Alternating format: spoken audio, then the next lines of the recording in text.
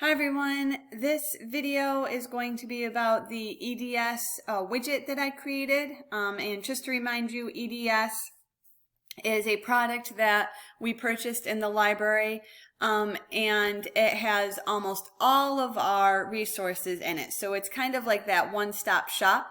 And I'm going to show it to you today because it can be a little daunting. Okay, so as you see, we are here on the LibGuide.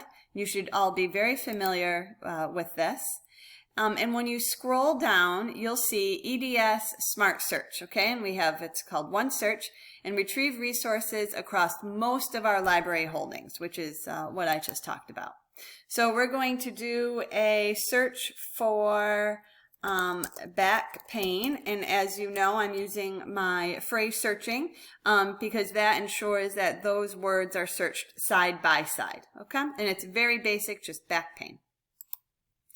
Gonna search, and it should ask us again for our portal username and password. And again, because we have to authenticate, we have to tell EBSCO that we are in some way associated or connected to NYCC and have access to this information.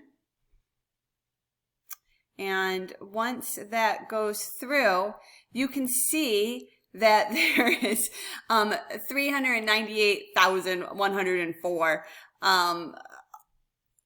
resources on back pain, right? And that's a lot. And if you look here on the left hand side, you can see that we have gone ahead and we have limited it to full text, okay? But that is a lot, right? And so that's why I like to say that this is a place that it's a one-stop shop. It's very similar, or it can be compared to Google.